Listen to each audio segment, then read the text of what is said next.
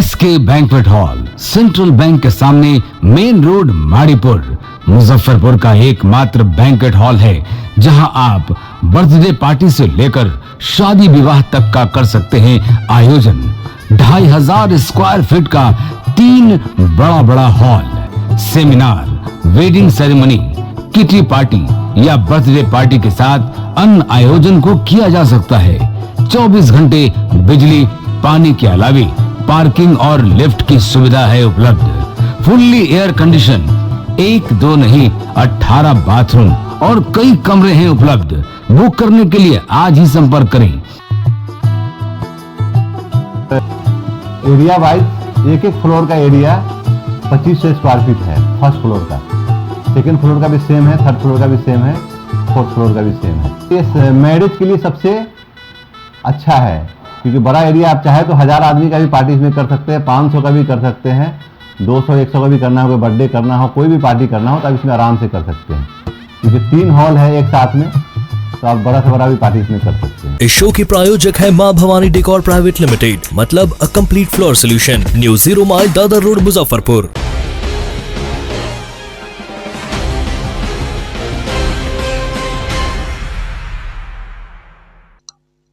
नमस्कार, मैं हूं सानिया और आप देख रहे हैं डेली न्यूज। खबरों की शुरुआत करने से पहले आइए एक नजर डालते हैं उन खबरों पर जो बनी है आज की सुर्खियां।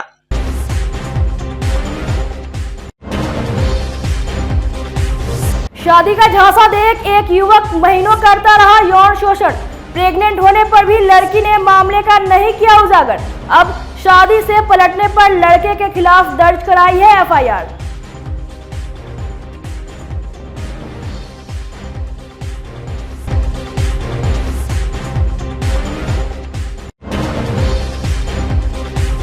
हैवान पिता को मरते दम तक जेल में रहने की सुनाई गई सजा। वर्षों तक बेटी के साथ करता रहा था दुराचार।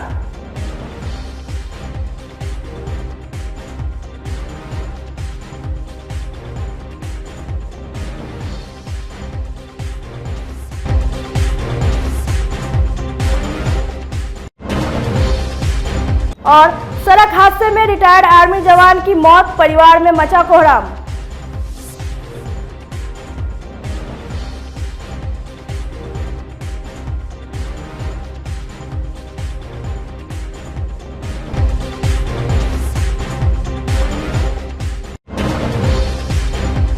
तो ये थी आज की सुर्खियां और अब खबरें विस्तार से। मुजफ्फरपुर में लव सेक्स और धोखा का एक मामला सामने आया है, जहां एक युवक ने एक लड़की को पहले प्यार के झांसे में लिया, फिर शादी करने की बात कहकर 1 साल तक यौन शोषण करता रहा। अब उसे अपनाने से इनकार कर रहा है। मामला सकरा थाना क्षेत्र का है। मामले में पीड़िता ने न्याय की गुहार लगाई है। घटना के संबंध में लड़की ने बताया कि आरोपित सकरा इलाके का ही रहने वाला है। 2 वर्ष पूर्व उससे मुलाकात हुई थी। वह नेटवर्किंग का काम करता है। 25 मार्च 2022 को घर पर आया और शादी का झांसा देकर शारीरिक संबंध बनाए। फिर वह लगातार आता जाता रहा और संबंध बनाता रहा। शादी की बात पर टाल मटोल करता रहा। इसी दौरान वह गर्भवती हो गई। जानकारी होने पर अपनी मां के साथ मिलकर लड़के ने गर्भपात करा दिया। 23 फरवरी को जब वह लड़के के घर पहुंची तो पता चला कि उसकी शादी 1 मार्च को होने वाली है। उसने जब उसका विरोध किया तो उसे मारपीट कर भगा दिया गया। सकरा थाने में FIR दर्ज होने के बाद पुलिस मामले की जांच में जुट गई है। मामला क्या है कि ये लड़का 1 नंबर का फ्रॉड है। मेरे साथ चीट किया है, शादी के झांसा दे के मुझे फंसा लिया है। अच्छा। बस ऐसे, क्योंकि मेरे पापा नहीं है, भाई नहीं है, इसके बाद झूठे मोटे दिलासा दिला के हम तुम्हारा साथ देंगे, ये करेंगे, बहाना से मुझे नेटवर्किंग मार्केटिंग के बहाना से मुझे ले गया और मेरे साथ रिलेशनशिप में रहा और मेरी मांग में सिंदूर भी भर दिया। अब कहता है कि हम शादी नहीं की है। कैसे परिचय हुआ था इससे आपका? बस ये नेटवर्किंग मार्केटिंग की वजह से। कहाँ का मामला है ये? सकरा थाना। शिकायत की थी? हम शिकायत किए, सकरा थाना में भी किए, महिला थाना भी किए हैं, महिला आयोग में भी किए, सब जगह किए हैं। जी, कितना दिन तक चला था? 1 साल तक मेरे साथ रहा है ये लड़का। अच्छा। तो उसके बीच मेरे पेट में 2 महीना 20 रोज का बेबी भी था, जिसने इसने माँ और बेटा दोनों मिलके बच्चा को अबॉर्शन करा दिया ज़बरदस्ती दवा खिला के। का शिकायत वगैरह? हाँ, शिकायत की है, एसपी सर के यहाँ भी की है, सब जगह की है। समाज में 3-4 पंचायती भी हो, पंचायती को नहीं मानता है। मुजफ्फरपुर के एक हैवान पिता को कोर्ट ने अंतिम सांस तक जेल में बंद रखने की सजा सुनाई है। बेटी के साथ दुष्कर्म करने वाले पिता को पॉक्सो कोर्ट ने दोषी करार देते हुए 1 लाख जुर्माना और उम्र कैद की सजा दी है। दोषी का जब तक प्राण छूट नहीं जाता है तब तक वह जेल में बंद रहेगा।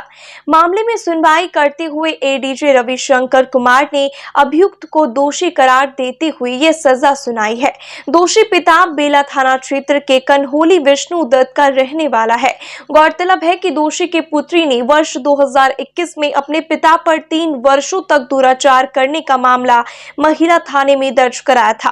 पुलिस ने त्वरित कार्रवाई करते हुए अभियुक्त को गिरफ्तार कर जेल भेज दिया था। 2 वर्षों तक केस का ट्रायल चला। 5 गवाहों की गवाही हुई। उसके बाद पिता को दोषी करार दिया गया और सजा सुनाई गई।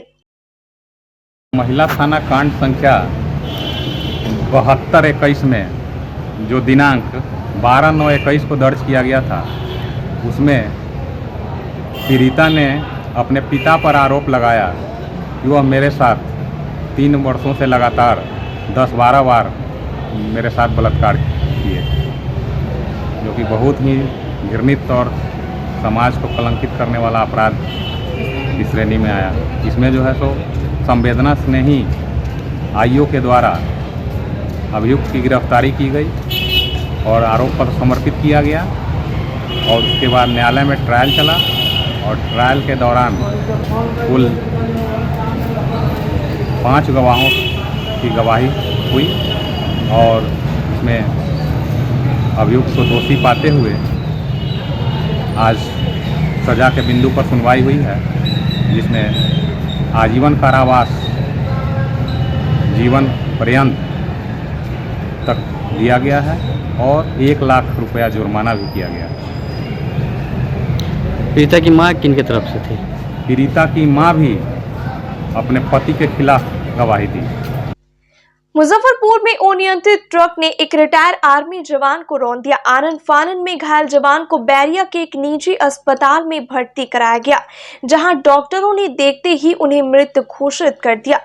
घटना सदर थाना क्षेत्र के भगवानपुर रेवा रोड की है। मृतक की पहचान खनोरा जयराम निवासी 65 वर्षीय रिटायर आर्मी जवान हरि साधन चौधरी के रूप में हुई।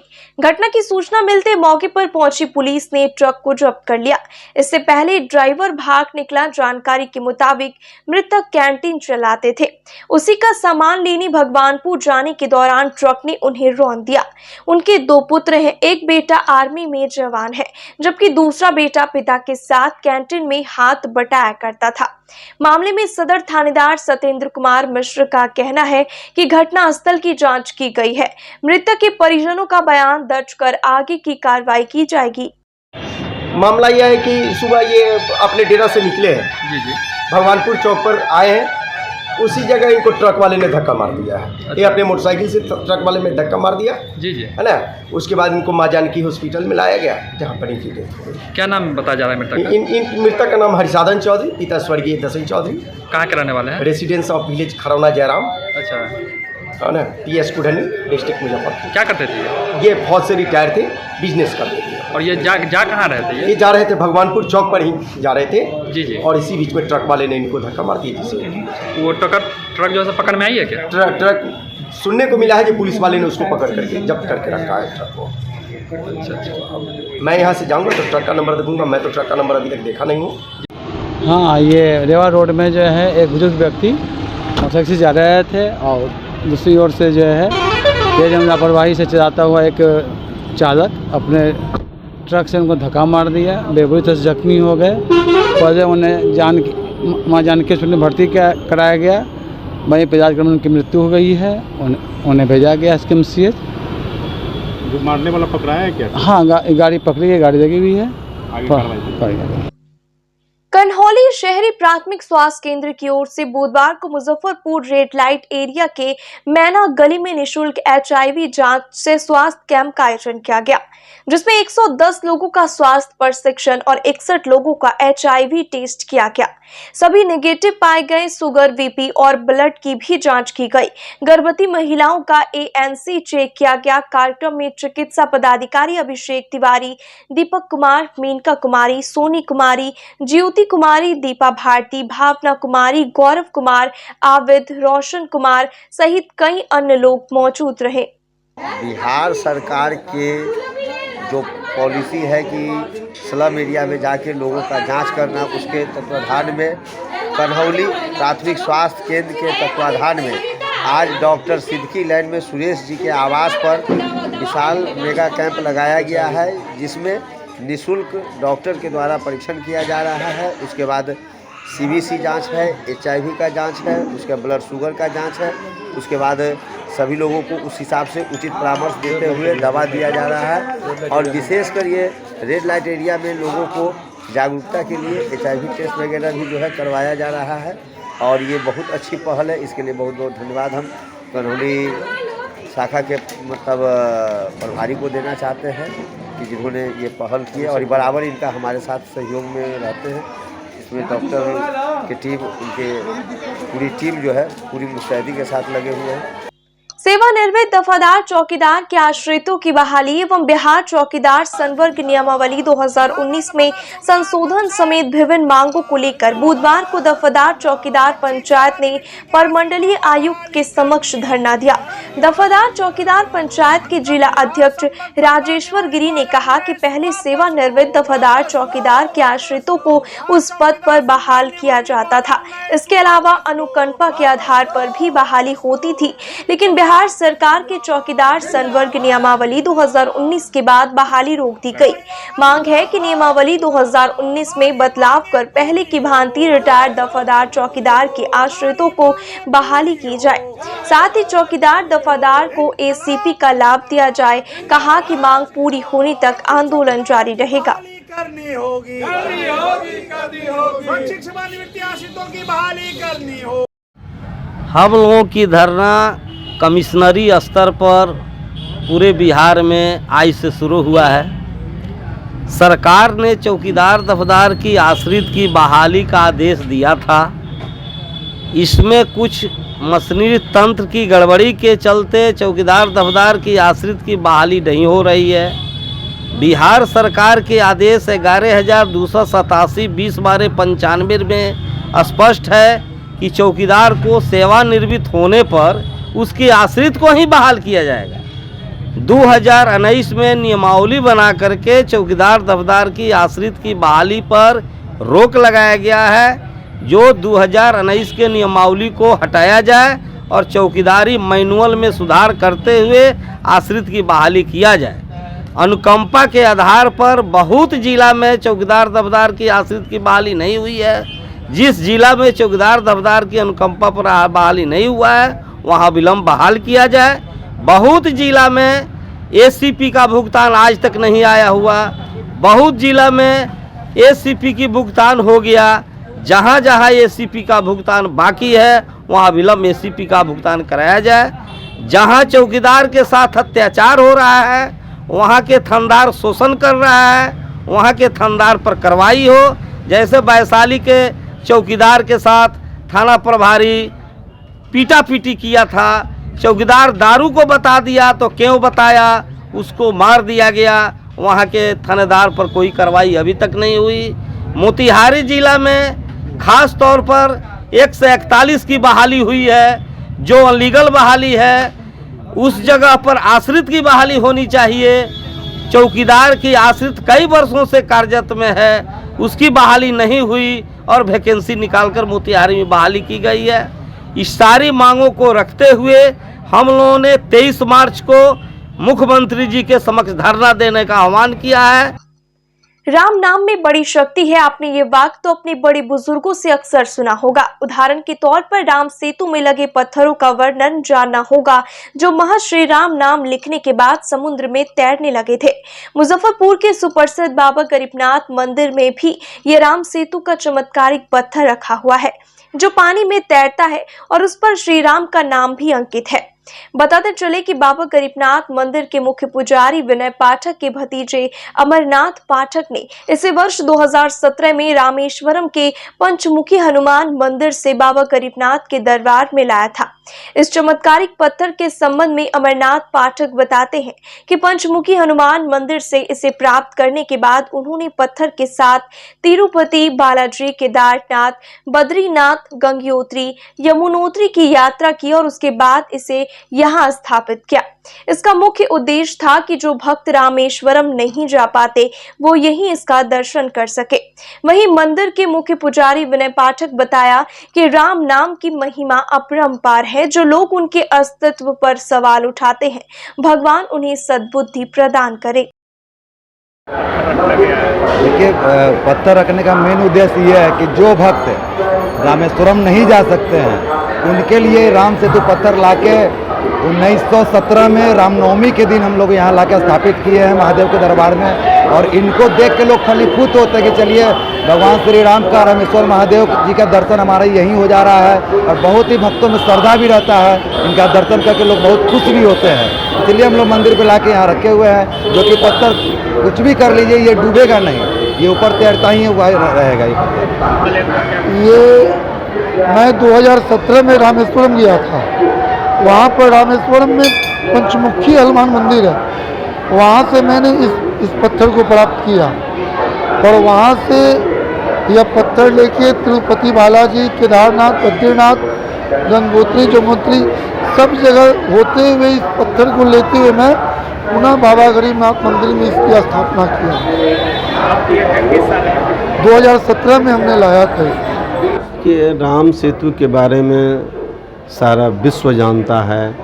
जो राम रामेश्वरम में सेतु बंद करके तब लंका पहुँचे थे और उनके नाम से ही पत्थर तैर गया था।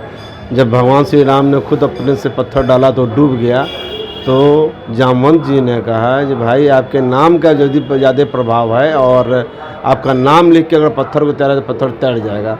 ये उसी का प्रमाण है। और आज भी राम सेतु है, कुछ लोग कहते हैं नहीं है, लेकिन राम सेतु आज भी है। अगर श्रीलंका में रावण का महल है, रावण का अस्तित्व है, तो राम का भी हमारे यहाँ अस्तित्व है, से कहीं दो मत नहीं है। और राम सेतु है, अभी भी समुद्र में डूबा हुआ है।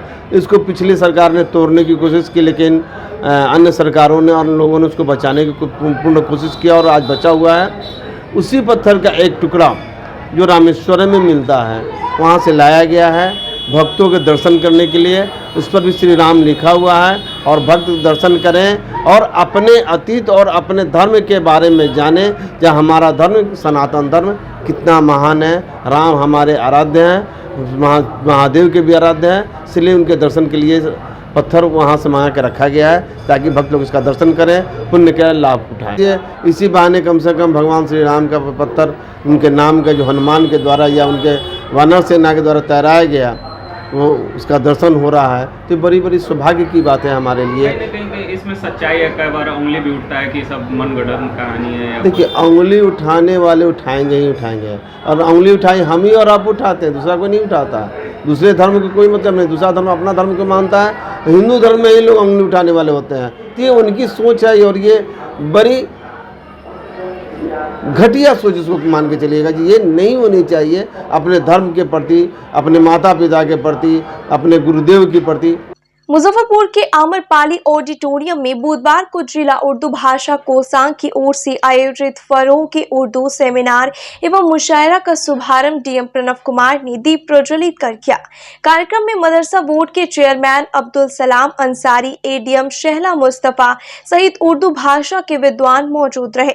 दूसरे दौर में आयोजित मुशायरा में शामिल महफूज आरिफ ताजीम, अहमद गौहर, पंकज कर्ण, असद रिजवी, जलाल असकर फरीदी, एमआर चिश्ती, साहिरुद्दीन ताहिर, प्रोफेसर अशरफ इमाम, प्रोफेसर हसन रजा, प्रोफेसर कामरान गनी, आरती कुमारी ने एक से बढ़कर एक शेर और मुशायरा पढ़ा। एडीएम शहला मुस्तफा ने कहा कि यह एक मीठी जुबान है।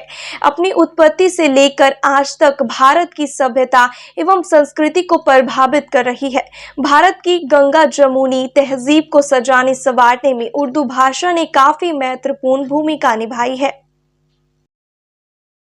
प्रोग्राम का आयोजन उर्दू डायरेक्टरेट, बिहार सरकार, कैबिनेट सेक्रेटेरिएट डिपार्टमेंट के मार्गदर्शन में और हमारे रिस्पेक्टेड डीएम सर के ओवरऑल सुपरविजन में सफलतापूर्वक आयोजन किया जा रहा है, जिसका मेन मकसद उर्दू जो हमारे बिहार राज्य की सेकंड ऑफिशियल लैंग्वेज है, उसका ज़्यादा से ज़्यादा लोगों में जागरूकता उसके संबंध में बढ़े और लोकप्रिय भाषा ये होती जाए ताकि हमारे देश की लिंग्विस्टिक डाइवर्सिटी और ज़्यादा से ज़्यादा इनरिच होती जाए।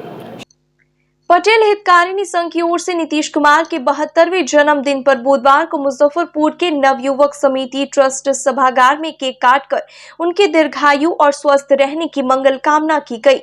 इस अवसर पर उपस्थित प्रदेश जदयू के महासचिव अरुण कुशवाहा ने कहा कि मुख्यमंत्री नीतीश कुमार न्याय और सुशासन के प्रतीक है, जो पिछले 18 वर्ष से दिन रात मेहनत कर बिहार का नाम देश दुनिया में ऊंचा करने का काम कर रहे हैं। पार्टी के प्रदेश सचिव रंजीत सहनी ने कहा कि मुख्यमंत्री नीतीश कुमार देश की राजनीति के एक ऐसे सर्वश्रेष्ठ हस्ताक्षर है जिन्होंने गांधी, लोहिया, कर्पूरी ठाकुर और जेपी के बताए मार्ग पर चलकर बिहार को बुलंदी पर ले जाने का काम किया है। इस अवसर पर प्रदेश जदयू अति पिछड़ा प्रकोष्ठ के प्रदेश उपाध्यक्ष रामेश्वर सहनी, शिक्षा प्रकोष्ठ के जिलाध्यक्ष सुरेश प्रसाद सिंह, ठाकुर हरिकिशोर सिंह, शैलेश कुमार शैलू, अनवरीश कुमार सिन्हा, शिशिर कुमार नीरज, रमेश कुमार ओझा, संगीता डॉली मित्तल सहित कई नेता उपस्थित रहे। आज 1 मार्च को हम लोग बिहार के माननीय मुख्यमंत्री आदरणीय नीतीश कुमार जी के जन्मदिन को विकास दिवस के रूप में मनाते हैं। पूरे बिहार के पैमाने पर हर जिला, हर प्रखंड, सभी जगहों पे उनके जन्मदिन को बिहार विकास दिवस के रूप में मनाते हैं। और आज यहाँ मुजफ्फरपुर में शिशिर कुमार नीरज जी के द्वारा पटेल हितकारिणी संघ के बैनर तले बिहार के माननीय मुख्यमंत्री आदरणीय श्री नीतीश कुमार जी का जन्मदिन हम लोग मनाए हैं। और इस अवसर पर हम खास करके बिहार के तमाम नागरिकों को, आम जनता को तथा मुजफ्फरपुर के सभी के लिए हम अच्छे दिन का और उनका विकास, उनका भविष्य और उज्जवल हो, यह हम सभी कामना करते हैं। आज बिहार के यशस्वी मुख्यमंत्री माननीय श्री नीतीश कुमार जी का 72वां जन्मदिन है। हम लोग हर्षोल्लास और खुशी के साथ विकास पुरुष का जन्मदिन हर साल मुजफ्फरपुर में मनाते आए हैं। इस वर्ष भी हमारे सभी जनता दल यूनाइटेड परिवार के साथी लोग इस कार्यक्रम में आकर 4 चांद लगाए हैं। मैं अपने सभी जनता दल यूनाइटेड के साथी, महिला नेत्री सहित सभी लोगों के प्रति अपना आभार व्यक्त करता हूं और मुख्यमंत्री जी के स्वस्थ और दीर्घायु होने की मंगल कामना करता हूं और साथ में यह विश्वास रखता हूं कि जिस तरह वो बिहार के विकास में दिन रात जुटकर और विकास के पैमाने पर पूरे देश में बिहार को एक स्थान दिलाया है और विदेशों में हमारे बिहार के विकास की जो चर्चा होती है वो माननीय मुख्यमंत्री नीतीश कुमार का ही देन है। इस समय बिहार में राजनीतिक यात्राओं की होड़ लगी है। पहले प्रशांत किशोर, उसके बाद कांग्रेस, उसके बाद मुख्यमंत्री नीतीश कुमार का समाधान यात्रा और अब जदयू से अलग हुए उपेंद्र कुशवाहा का विरासत बचाओ नमन यात्रा। कुशवाहा ने पूर्व घोषित कार्यक्रम के तहत बुधवार को मुजफ्फरपुर के मीनापुर चैनपुर पंचायत के धारपुर गांव स्थित शहीद जुब्बा सहनी जन्मस्थलीय पहुंचकर श्रद्धा सुमन अर्पित किया। सभा को संबोधित करते हुए उपेंद्र कुशवाहा ने कहा कि आज बिहार को फिर से 2005 से पहले वाली स्थिति में ले जाने की साजिश हो रही है, लेकिन वे ऐसा होने नहीं देंगे। गांधी, जेपी, लोहिया और कर्पूरी ठाकुर की सामाजिक न्याय की धारा को सूखने नहीं देंगे। उन्होंने कहा कि उनकी नई पार्टी का गठन का मकसद भी कुछ यही है। वे लव कुश समाज, पिछड़े, अति पिछड़े, महादलितों एवं सामान्य जाति के हक के लिए प्रतिबद्ध है। अपनी यात्रा के क्रम में कुशवाहा ने नीतीश कुमार और लालू प्रसाद यादव पर सीधा हमला करते हुए नजर आए। उपेंद्र कुशवाहा ने कहा कि मुख्यमंत्री नीतीश कुमार को अपने घर में उत्तराधिकारी नहीं दिख रहा है, पड़ोसी के घर में अपना उत्तराधिकारी ढूंढ रहे हैं। हाँ, निश्चित रूप से बहुत ही दुर्भाग्य की बात है, दुखद बात है। अभी हम आ रहे हैं पूर्वी चंपारण जिला से, वहाँ एक शहीद तो छोड़ दीजिए, अभी सेना के जवान हैं, छुट्टी में घर आए हुए थे, पुलिस ने बर्बरता पूर्वक बिना कोई दोष उनकी पिटाई की।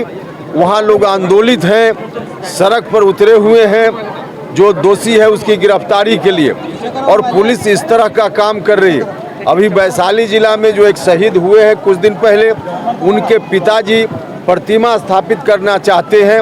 अब उनके पिताजी को पकड़ करके किस तरह से पुलिस ने जेल में बंद कर दिया है।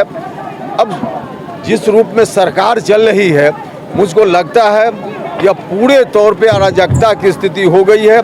अब शहीदों के साथ, शहीदों के परिजनों के साथ इस तरह का होगा तो आखिर क्या बाकी लोगों के साथ होगा, यह कल्पना की जा सकती। काफी देर से लोग यहाँ भी इंतजार में थे, क्या जनता इंतजार में थी कि अलग कुछ नहीं, अलग निर्णय यहाँ कर क्या निर्णय लेना है भैया। जो बात हमने निर्णय लिया पटना में, वह बात लोगों तक आकर हमने कहना मुनासिब समझा। हम लोगों के बीच आए हैं और देख रहे हैं लोगों का उत्साह। सब लोगों को देख करके यह साफ है कि हमारे निर्णय के साथ है लोग, हमारे निर्णय के प्रति उनकी पूरी सहानुभूति और समर्थन है। उन्होंने जो दिया था, खुद ही कहा कि हमने बहुत सम्मान दिया, तो हमने तो वापस कर दिया। हम लेकर कहाँ आए, हमने वापस कर दिया। तो वापस कर दिया तो उसके बाद क्या बचता है? अब उनके ही हाथ में कुछ नहीं बचा है, जीरो है उनके हाथ में। खुद ही ऐसा काम कर लिया नीतीश जी ने कि अब बिल्कुल शून्य में पहुंच गए, तो मेरे ऊपर क्या आरोप लगाएंगे? अपने कारनामों से शून्य में पहुंच गए हैं। जनता दल यूनाइटेड सिर्फ नाम बचा है, अब वहाँ कुछ नहीं बचा है। मुजफ्फरपुर के मुशहरी चक अल हदाद निवासी मोहम्मद इमरान ने बुधवार को जिला उपभोक्ता फोरम में आवेदन देकर बिजली विभाग पर धोखाधड़ी और मानसिक प्रताड़ना का मुकदमा दर्ज कराया है। इसमें ABPDCL के निदेशक समेत 7 लोगों को आरोपी बनाया गया है।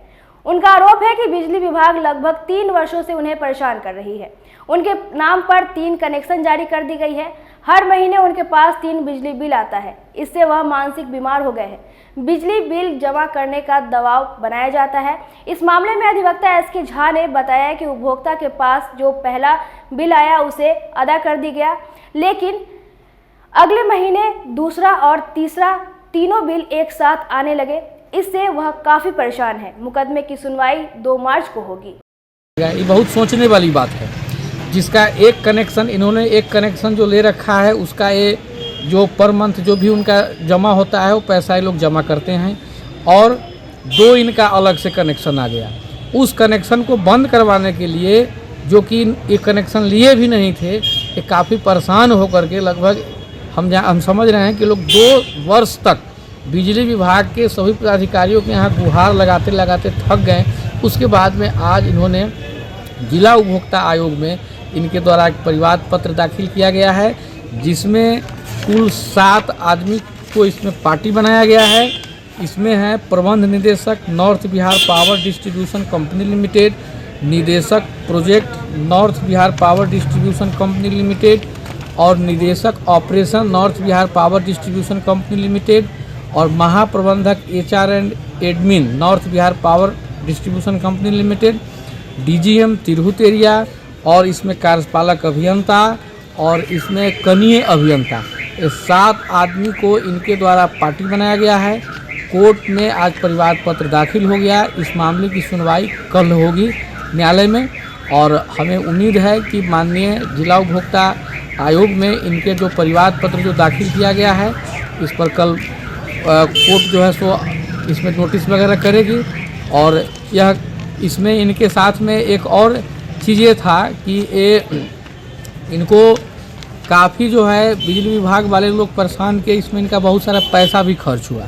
तो इनका ये भी कहना है कि भाई हम जो 2 बरस से जो हम परेशान हो रहे हैं, डिफरेंट ऑफिस में गए, हमारा पैसा काफ़ी खर्च हुआ, इसलिए इन्होंने 1 लाख रुपया का हर्जाना का भी इन्होंने दावा किया है। इस सारे मसले पर कल माननीय न्यायालय में सुनवाई होगी। क्या चीज़ का सर मामला बनता है?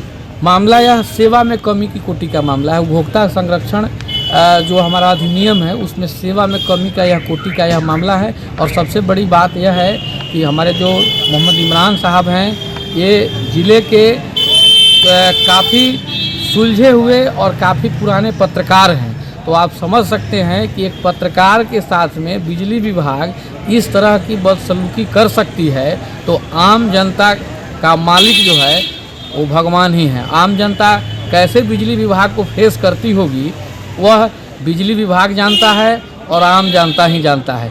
अंतर्राष्ट्रीय हिंदू परिषद के उत्तर बिहार इकाई की ओर से बुधवार को मुजफ्फरपुर के एमपीएस साइंस कॉलेज के परिसर में हिंदू साथी मिलन समारोह का आयोजन किया गया। इसमें मुख्य वक्ता के रूप में अंतर्राष्ट्रीय हिंदू परिषद के संस्थापक अध्यक्ष डॉक्टर प्रवीण तोगड़िया शामिल हुए। प्रवीण तोगड़िया ने कहा कि आज देश को हिंदू राष्ट्र बनाने की बात कही जा रही है, लेकिन भारत पहले भी हिंदू राष्ट्र था, हिंदू राष्ट्र है और हिंदू राष्ट्र ही रहेगा। भारत को हिंदू राष्ट्र बनाना योग्य शब्द नहीं है, इसकी जगह पर हिंदू कल्याण और गौरव की बात करना उचित शब्द है। देश में हिंदू कल्याण और गौरव की बात होनी चाहिए। जिस तरह भगवान राम को बड़ा घर मिल गया, ठीक उसी तरह देश के 100 करोड़ हिंदू को भी शिक्षा और रोजगार मिलना चाहिए। हिंदू गौरव की बात तभी होगी जब हिंदू युवाओं को रोजगार मुहैया होगा, महंगाई मुक्त गृहिणी होगी और गरीबी मुक्त हिंदू होगा। उन्होंने पाकिस्तान पर भी निशाना साधा। उन्होंने कहा कि पाकिस्तान शत्रु देश है, उसे अनाज के बदले मिसाइल देना चाहिए। मुस्लिम जनसंख्या पर उन्होंने कहा कि एक समय आएगा जनसंख्या टाइम बम की तरह फटेगी और देश में गृह युद्ध छिड़ जाएगा। राम जी के गौरव के लिए हम 32 साल लड़े, मंदिर बन रहा है। अब भगवान राम के बेटा बेटी 100 करोड़ हिंदुओं के गौरव के लिए अंतर्राष्ट्रीय हिंदू परिषद, राष्ट्रीय बजरंग दल लड़ रही है। हिंदुओं का गौरव का अर्थ है गरीबी मुक्त हिंदू, रोजगार युक्त युवा, कर्ज मुक्त किसान, सस्ती शिक्षा और शिक्षा के बाद रोजगार और महंगाई मुक्त गृहिणी, उनको कहते हैं हिंदुओं का गौरव। और हिंदुओं का गौरव बढ़ाने के लिए अर्थात उनकी समृद्धि, सुरक्षा, सम्मान, उन मूवमेंट को हमने हिंदू ही आगे कहा है। अब पूछ लीजिए आज आने का उद्देश्य, बस आपको पूछ रहे, आज यहाँ आने का उद्देश्य क्या है? हिंदू ही आगे अर्थात करोड़ों हिंदुओं के गौरव की बात हमारे कार्यकर्ता को समझानी। यह बात के लिए क्या करना, उदाहरण के लिए सभी कार्यकर्ता को कहा है कि अपने अगल बगल के 25-50 घरों में थैली बांटकर रोज एक मुट्ठी अनाज डालवा के महीने में एक बार एकत्रित करके भूखे सो जाने वाले गरीब हिंदुओं को खिलाओ। हम गरीबों को प्राइवेट का डॉक्टर मुफ्त में देंगे। यह सभी योजना कार्यकर्ता तक समझाने का काम हम कर रहे हैं। आगामी विधानसभा चुनाव में क्या लगता है, भाजपा को समर्थन देंगे क्या? हम हिंदुओं को समर्थन देते हैं, हिंदुओं की चिंता करते हैं। किसी पॉलिटिकल पार्टी का विरोध या समर्थन हमारा काम नहीं। एक बाबा के द्वारा हिंदू राष्ट्र बनाने की मांग चल रही है। हिंदू राष्ट्र था, है और रहेगा। दूसरा एजेंडा इसलिए हिंदू राष्ट्र बनाना ये योग्य शब्द नहीं है। हिंदुओं का कल्याण और गौरव खड़ा करना यह उचित शब्द है। कैसे कीजिएगा इसको? ये मैंने कहा ना, गरीबी मुक्त हिंदू, रोजगार युक्त युवा, कर्ज मुक्त किसान, सस्ती शिक्षा, शिक्षा के बाद रोजगार, महंगाई मुक्त गृहिणी, उनको कहते हैं गौरव युक्त हिंदू। भगवान राम को बड़ा घर मिला, अब हर एक हिंदू का परिवार भी सुखी होना चाहिए ना। एक एजेंडा और भी चल रहा है अखंड भारत बनाने की, क्या उस पर क्या कहना है? हाँ, इसलिए मैं कहता हूँ कि पाकिस्तान गेहूँ भेजने की जरूरत नहीं है, मिसाइल भेजो, अखंड भारत हो जाएगा। और पाकिस्तान हमारा शत्रु देश है, शत्रु भूखे मरेंगे तो अभी गेहूं नहीं देंगे। हम उनकी गरीब परिस्थिति का लाभ लेकर हमारी आर्मी वहां भेजेंगे। नदी भी बंद होने की भी बात चल रही है, क्या वहाँ के जो नदी भारत से जाती क्या बंद होगी? नितिन गडकरी ने नहीं मानते हैं तो नदी का पानी रोक लेना चाहिए, ताकि प्यासे मरेंगे तो ठिकाने पर आ जाएंगे। सर आपने कहा कि 50 साल में हिंदुत्व खत्म हो जाएगा, मेरा स्पष्ट मानना है कि जनसंख्या का असंतुलन, मुस्लिम की बढ़ती हुई जनसंख्या, यह एक टाइम बॉम्ब है। टाइम बॉम्ब फूटेगा अर्थात यह देश में गृह युद्ध खड़ा होगा। मानी हर घर में कन्हैया और बेटी श्रद्धा की स्थिति खड़ी होने की संभावितता है, हम उसको रोकेंगे। एक सवाल और बनता है कि जहाँ पर हिंदुओं के बीच में जातिगत उन्माद बहुत फैल रही है, एक शब्द आया था शिक्षा मंत्री द्वारा, ढोल गवार शूद्र पशु नारी सब है ताड़ना के अधिकारी, इसको आप किस तरह से लेते हैं? जितनी अलग अलग जातियों के हिंदू है वह सब सम्माननीय हमारे दिल के टुकड़े हैं, क्योंकि उनके पुरखों ने मुगलों की तलवार के सामने झुककर इस्लाम नहीं स्वीकारा, हिंदू बने रहे। वह पंडित होगा, ठाकुर होगा, भूमिहार होगा, वह कुर्मी होगा, पासवान होगा, वह पाल होंगे, वह सभी हमारे दिल के टुकड़े हैं, सम्माननीय हैं। उन सभी के घरों में खाना, बच्चों को शिक्षा, रोजगार देना, यही हमारा संकल्प है। इनरव्हील, लिच्छवी और जागृति की ओर से बुधवार को मुजफ्फरपुर के होटल मिलन में होली मिलन समारोह का आयोजन किया गया। कार्यक्रम में शामिल क्लब के सदस्यों ने एक दूसरे को गुलाल लगाकर और गले मिलकर होली की शुभकामनाएं दी। गीत संगीत का प्रोग्राम चला और कई तरह के प्रतियोगिताएं हुई। फूलों की होली और रंग गुलाल से मस्ती भरे माहौल में सभी ने खूब मस्ती की और स्वादिष्ट व्यंजन का आनंद उठाया। क्लब की प्रेसिडेंट प्रेरणा नाथ ने कहा कि होली पर गिले शिकवे भुलाकर लोग एक दूसरे से गले मिलते हैं। समारोह में भावना, स्नेहलता, वंदना, विजय लक्ष्मी, मीरा चौधरी, रीता परासर, लवली साहू, मीरा श्रीवास्तव, पिंकी सिन्हा, संगीता, स्मृति बाला, प्रियंका साहू, श्वेता माला, रागनी रानी, सुधा प्रसाद सहित क्लब के कई अन्य सदस्य शामिल रहे। नहीं अभी होली मिलन का कार्यक्रम है। हम लोग हर वर्ष की तरह आज इनरव्हील क्लब ऑफ लिच्छवी और इनरव्हील क्लब ऑफ जागृति दोनों ने संयुक्त रूप से आज होली मिलन का यहाँ अवसर रखा है। वस्तुतः होली मिलन प्रेम और सद्भावना को बांटने का एक अवसर होता है। हमारा क्लब सिस्टरहुड में विश्वास करता है और न केवल स्थानीय स्तर पर बल्कि हम अंतर्राष्ट्रीय स्तर पर सबसे एक दूसरे से जुड़े हुए हैं। तो इस प्रेम और सद्भावना को बांटने का यह मुख्य अवसर होता है, जिसमें हम लोग सभी मिलते हैं और एक दूसरे के साथ अपनी खुशियां बांटते हैं और सद्भावना का संदेश देते हैं पूरे विश्व स्तर पर, क्योंकि विश्व स्तर का यह संगठन है। तो इस तरह से आज सब लोग इकट्ठे हैं। विभिन्न तरह की प्रतियोगिताएं भी हुई और कार्यक्रम मुख्य रूप से म्यूजिक के धुन पर, होली के गीतों पर सब लोग बहुत झूमे, गाए और अपने आनंद का अनुभव किया। कोरोना के बाद एक बार फिर मौका मिला है। कोरोना के बाद विशेष रूप से कोरोना ने 2 वर्षों तक बिल्कुल ये सब बंद करा दिया था, लेकिन कोरोना के बाद फिर एक बार यह अवसर आया है कि हम लोग खुलकर मिल रहे हैं और अपने प्रेम और सद्भावना से एक दूसरे को भिंगा रहे हैं। यह बहुत अच्छा अवसर है, खुशी का अवसर है और हम लोगों के क्लब का स्पेशल अवसर होता है, क्योंकि हम लोग अंतर्राष्ट्रीय स्तर पर एक दूसरे से जुड़े हुए हैं, तो यह मैसेज भी जाता है। राष्ट्रकवि दिनकर अकादमी एवं बिहार सिविल सोसाइटी के संयुक्त तत्वाधान में बुधवार को मुजफ्फरपुर के आरडीएस कॉलेज में चल रहे गांधी शिल्प बाजार में कवि गोष्ठी सह होली मिलन समारोह का आयोजन किया गया। इस अवसर पर कवियों ने राष्ट्रीय एकता से संबंधित कविताएं पढ़ी। संस्था के अध्यक्ष आचार्य चंद्रकिशोर परासर ने कहा कि आज एक दिन कवियों के नाम कार्यक्रम का आयोजन किया गया है। इसमें कविताओं के माध्यम से कवि राष्ट्रीय एकता और आपसी सौहार्द पर अपने विचार रखेंगे। होली पर पूरे देशवासियों को संदेश है कि राष्ट्रीय एकता के लिए आपसी सौहार्द बनाए रखें। वसंत के स्वागत में और होली के आगमन के स्वागत में राष्ट्रकवि दिनकर अकादमी और बिहार सिविल सोसाइटी के संयुक्त तत्वावधान में यहाँ वसंतोत्सव कवि गोष्ठी का कवि सम्मेलन का आयोजन किया गया है। साथ ही होली मिलन का आयोजन इस गांधी शिल्प बाजार में किया गया है और ये हमारे लिए हर्ष का विषय है कि हमारे यहाँ गांधी शिल्प बाज़ार के रूप में भारत सरकार का जो कपड़ा मंत्रालय है उसने पूरे देश के विभिन्न राज्यों से इतने सारे 80 स्टॉल लगाए हैं। इस बीच में एक दिन कवियों के नाम, शब्द कर्मियों के नाम रखा गया है और हमारा उद्देश्य है कि कवि सम्मेलन के माध्यम से हम हिंदी, उर्दू, बज्जिका, भोजपुरी और जो मैथिली है, इन सारी बिहारी भाषा और राष्ट्रभाषा का हम प्रस्तुति तो करें ही, और होली पर राष्ट्रीय एकता का, हम सौहार्द का एक वातावरण पैदा करें कवियों के माध्यम से, कवियों की रचनाओं के माध्यम से।